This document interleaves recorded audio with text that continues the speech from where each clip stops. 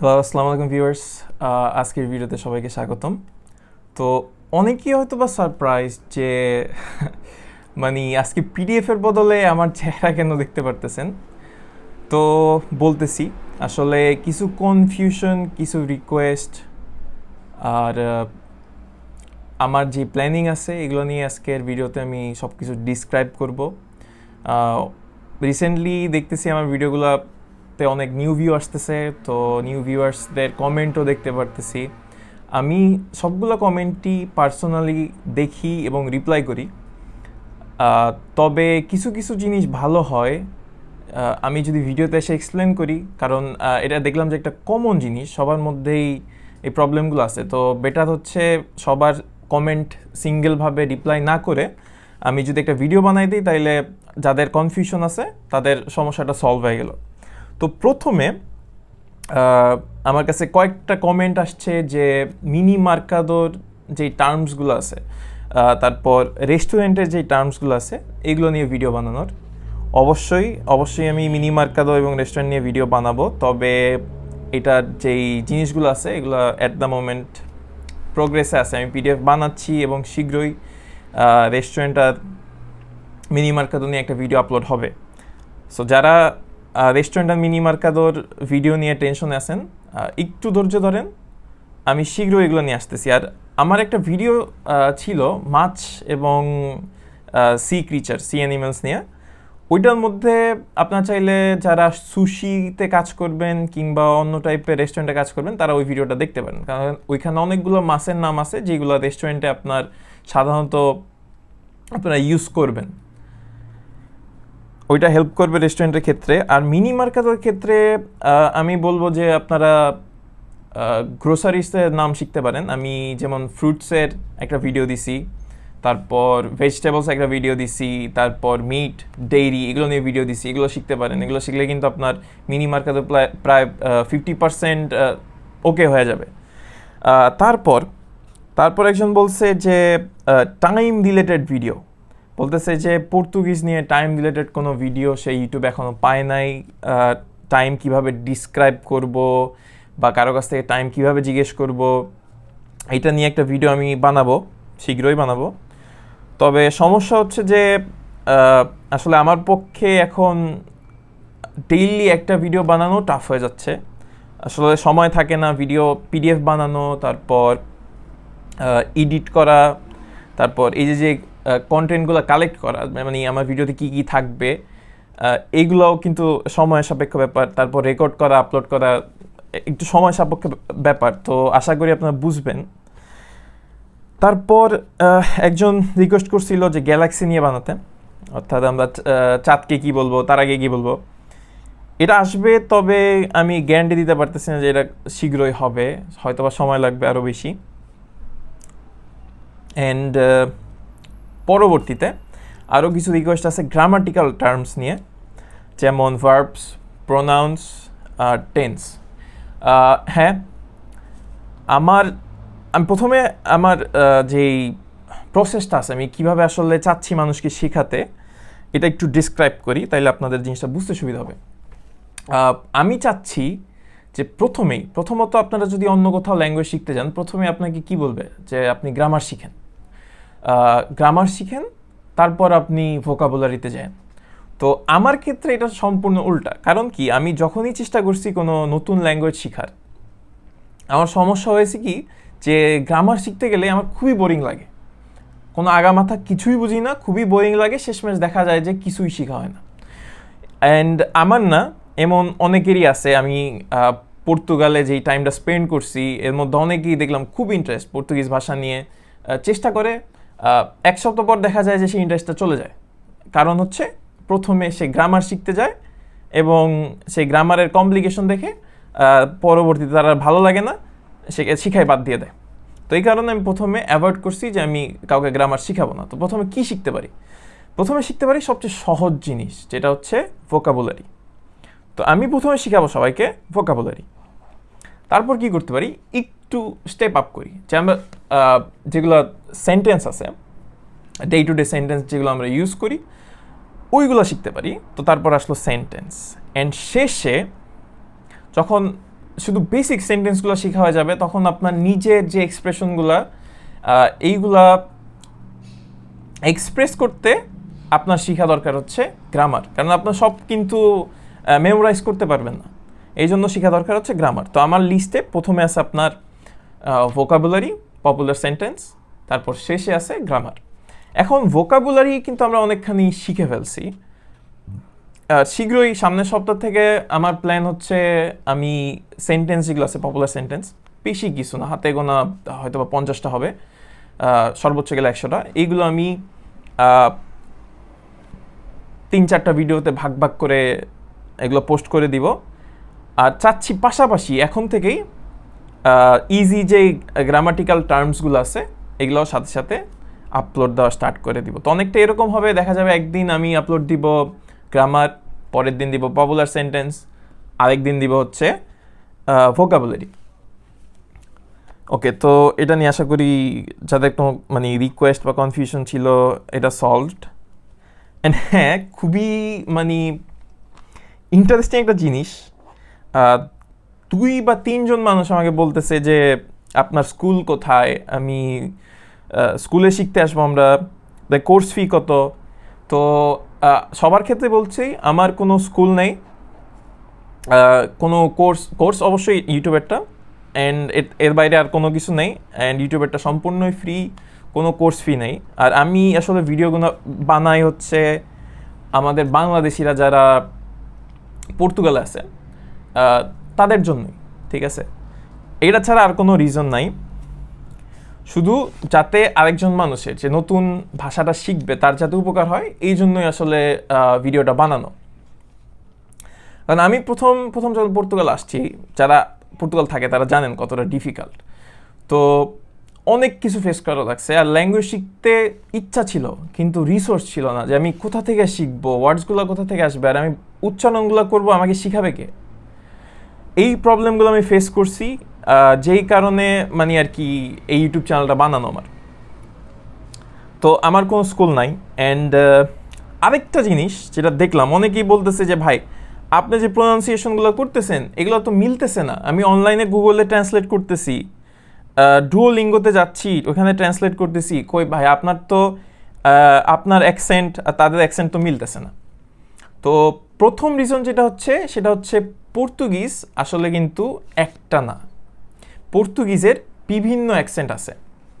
তো আপনার লিসবনের যে অ্যাকসেন্ট, অর্থাৎ আমাদের যে সেন্ট্রাল লিসবনের অ্যাকসেন্টের সাথে আপনার আরেকটা সিটি পোর্তোর অ্যাকসেন্ট আপনি মিলাতে পারবেন না। তারপর যদি ধরেন আইল্যান্ডের দিকে যান, আসোরেস কিংবা মাদেরাতে, ওই জায়গার অ্যাকসেন্টও কিন্তু আপনার মিলবে না লিসবনের অ্যাকসেন্টের সাথে, ঠিক আছে। তারপর দেখবেন আপনি কিছু আফ্রিকান কান্ট্রির মানুষজন যারা আছে পর্তুগিজ কথা বলে, তাদের অ্যাকসেন্ট কিন্তু আপনি মিলাতে পারবেন না লিসবনে যারা থাকে তাদের অ্যাকসেন্টের সাথে, অনেকখানি ডিফারেন্ট। তো কারণ আপনারা সবাই জানেন পর্তুগিজরা এর আগে আফ্রিকাতে ছিল, কয়েকশো বছর ছিল, অ্যান্ড তাদের যে ইনফ্লুয়েন্সটা রয়ে গেছে আফ্রিকাতে, সেখান থেকেই আফ্রিকার মানুষজন আসলে পর্তুগিজে কথা বলে, তাদের কলোনি ছিল আফ্রিকাতে। তো তাদের আফ্রিকান যারা আছে তাদের অ্যাকসেন্ট ডিফারেন্ট। তারপর আরেকটা বড় ইম্পর্টেন্ট জিনিস হচ্ছে পর্তুগিজ শুধু যে আফ্রিকা এবং পর্তুগালে না, তাছাড়াও ব্রাজিলেও কিন্তু পর্তুগিজ কথা বলে মানুষজন। তো ব্রাজিলিয়ান পর্তুগিজ বলে একটা জিনিস আছে, আর আমরা পর্তুগালের যে পর্তুগিজ তাকে বলবো ইউরোপিয়ান পর্তুগিজ। তো ইউরোপিয়ান আর ব্রাজিলিয়ান পর্তুগিজের মধ্যে ডিফারেন্স নিয়ে একটা সংক্ষিপ্ত আলোচনা করি। মূলত 95% আমি বলবো সেম, শুধু কিছু ওয়ার্ড টার্মস ডিফারেন্ট, আর মানে অ্যাকসেন্টের দিক দিয়ে মোটামুটি সেমই, কয়েকটা ওয়ার্ড ছাড়া। যেমন এক্সাম্পল দিই একটা বোঝার জন্য, যেমন এক্স্যাক্টলিকে আমরা বলবো ইজাতামেন্ট, আর একজন ব্রাজিলিয়ান বলবে ইজাতামেন্টি। তো এখানে দেখতে পারতেছেন যে লিখলে কিন্তু দুইটাই সেম দেখা যাচ্ছে, বাট প্রোনাউন্সিয়েশনের ক্ষেত্রে এখানে কিন্তু একটা ডিফারেন্স দেখা যাচ্ছে। তো সাধারণত যেটা হয়ে থাকে, গুগল কিংবা ডুওলিঙ্গো অন্যান্য অ্যাপ্লিকেশনে আপনার যেই পর্তুগিজ দেখে থাকেন, এখানে লেখা থাকে না যে এটা কোন পর্তুগিজ, ইউরোপিয়ান পর্তুগিজ না Brazilian Portuguese, but most of the time তারা ব্রাজিলিয়ান পর্তুগিজটাকেই ইউজ করে থাকে ট্রান্সলেশনের ক্ষেত্রে। এর কারণ হচ্ছে ব্রাজিলিয়ান পর্তুগিজের যেই স্পিকার্স, অর্থাৎ যারা ব্রাজিলিয়ান পর্তুগিজে কথা বলে তাদের সংখ্যা ইউরোপিয়ান পর্তুগিজের স্পিকার্সদের থেকে অনেক অনেক বেশি, আর ব্রাজিলিয়ান পর্তুগিজের প্রতি মানুষের ইন্টারেস্টও বেশি। এই কারণে যত পপুলার প্ল্যাটফর্ম আছে তারা most of the time Brazilian পর্তুগিজকে স্ট্যান্ডার্ড ধরে পরে তাদের মানে যে ভিডিওগুলো আছে এগুলো বানায়। আপনার যদি গুগলে সার্চ করেন, আমি যে জিনিসটা বললাম ইজাতামেন্ট, এটা যদি গুগলে ট্রান্সলেট করেন দেন প্রেস করেন, তাহলে আপনাকে কিন্তু ব্রাজিলিয়ান অ্যাকসেন্টেই জিনিসটা শোনাবে, পর্তুগিজ অ্যাকসেন্টে শোনাবে না। আর পর্তুগিজ অ্যাকসেন্টে এই জিনিসগুলো পাইতে খুবই ডিফিকাল্ট। আমারও প্রথম আমি কিছু কিছু ওয়ার্ডস আমি ব্রাজিলিয়ান পর্তুগিজে শিখে ফেলছি। তো যে কারণে আমি খুবই লাকি যে একজন আমাকে জিনিসগুলো ধরাই দিছে, যে এক পর্তুগিজ আমাকে বললো যে তুমি হাফ জিনিসগুলো কেন পর্তুগিজ ইউরোপিয়ান পর্তুগিজে উচ্চারণ করতেছো আর বাকিগুলো কেন ব্রাজিলিয়ান পর্তুগিজে উচ্চারণ করতেছো। আমি বললাম যে আমি তো আসলে অনলাইন থেকে জিনিসগুলো কালেক্ট করছি, তো এইগুলো তো এমনিই আমি শিখছি। সে বললো যে না, আসলে ও আমাকে খুব ভালোভাবে এক্সপ্লেন করে দিছে যে এই জিনিসগুলো হচ্ছে ডিফারেন্ট। যেমন ধরেন 13 আর ব্রাজিলিয়ানরা বলবে ত্রেওজ, লেখা কিন্তু এক্স্যাক্ট সেম, কিন্তু উচ্চারণের ক্ষেত্রে কিছুটা ডিফারেন্স দেখা যায়। এটা হচ্ছে ব্রাজিলিয়ান পর্তুগিজ আর ইউরোপিয়ান পর্তুগিজের মধ্যে পার্থক্য। আর শিখার যেই স্পিডের ব্যাপারটা, সবার কিন্তু শিখার স্পিড সেম না। এই কারণে বলতেছি যে আমি যে ভিডিওগুলো দিচ্ছি, হ্যাঁ অনেকের ক্ষেত্রে দেখা যাবে যে অনেকে একটা ভিডিও একদিনে শেষ করতে পারবে না, বা যতটুকু আছে রিসোর্স এটা শিখতে পারবে না। এমনও লোক আছে যারা একদিনেই 2টা বা 3টা ভিডিওর যে রিসোর্স আছে তারা সেটা শেষ করে ফেলবে, তারা শিখে ফেলবে। তো আমার সাজেশন হচ্ছে আপনি আপনার নিজের পেস মতো বা নিজের স্পিড অনুযায়ী আপনি শিখবেন, যেভাবে আপনার সুবিধা হয়। আর যারা লিসবনে আছেন তাদের জন্য মানে একটা সাজেশন থাকবে, সাজেশন না, এটা কোনো বাধ্যতামূলক না, তবে যেহেতু আমার একটা লিমিটেশন আছে যে আমি কয়টা ভিডিও আপলোড দিতে পারতেছি এখনও, এই লিমিটেশনের কারণে আমি বলতেছি আপনি চাইলে লিসবনের মার্তিমুনিস থেকে যে কোনো একটা পর্তুগিজ শেখার বই কালেক্ট করতে পারেন। এই পর্তুগিজ শেখার বইটা কালেক্ট করে আপনি নিজে নিজে শিখতে পারেন, যদি আপনার মনে হয় যে আপনি আমার সবগুলো ভিডিও দেখে শেষ করে ফেলছেন অ্যান্ড আপনার আরও শেখার ইচ্ছা আছে এবং আমি আপনাকে ওই অনুযায়ী নতুন ভিডিও সাপ্লাই করতে পারতেছি না। তো আপনি চাইলে একটা বই কিনতে পারেন, বই থেকে নিজে নিজে শিখতে পারেন। তবে বই থেকে শেখার একটা কিন্তু অবশ্যই সমস্যা আছে, সেটা হচ্ছে আপনি কখনোই জানবেন না ওইটা কীভাবে উচ্চারণ করতে হয়, অ্যান্ড এটা কখনোই পারফেক্ট হয় না। আমি যে আমার পিডিএফগুলো বানাচ্ছি, পিডিএফগুলো যে বাংলা উচ্চারণ দেওয়া, এটা কিন্তু বাংলা উচ্চারণ দেখে কিন্তু আপনি কখনোই পারফেক্ট উচ্চারণ করতে পারবেন না যতক্ষণ না পর্যন্ত আপনি উচ্চারণটা শুনতেছেন। তো আশা করি এই পর্যন্তই থাকবে আজকের ভিডিও। আপনার যদি কোনো মতামত থাকে অবশ্যই আমাকে কমেন্ট সেকশনে জানাবেন। এবং পিডিএফের ব্যাপারটা আসলে সমস্যা হচ্ছে, পিডিএফের লিঙ্কটা ডিস্টার্ব করতেছে। দেখা গেছে আমি কয়েকটা ভিডিওতে আমি আমার পিডিএফের লিঙ্ক দিছি এবং কয়েকজন আমাকে কমেন্টে বলছে যে ভাই পিডিএফের লিঙ্ক কাজ করতেছে না, ক্লিক করলে আসে না। তো পরবর্তীতে আমি ওই লিঙ্কগুলা ডিলিট করে দিয়ে আবার নতুন করে লিঙ্ক দিছি। তারপরেও দেখা গেছে যে হ্যাঁ 1 সপ্তাহ 2 সপ্তাহ ঠিকঠাক ছিল, তারপর আবারও সেম সমস্যা। তো এই ক্ষেত্রে কি করা যায়, যে আমি আমার হোয়াটসঅ্যাপ যে নাম্বারটা আছে এটা আমি আমার ভিডিও ডিসক্রিপশনে দিয়ে দিব, আর আপনারা আমাকে মেসেজ দিবেন, মেসেজ দিয়ে শুধু পিডিএফ লেখে মেসেজ দিলে হবে, আমি দিয়ে দিব আপনাদেরকে পিডিএফগুলো হোয়াটসঅ্যাপে। আপনারা চাইলে এমনও করতে পারেন যে কোনো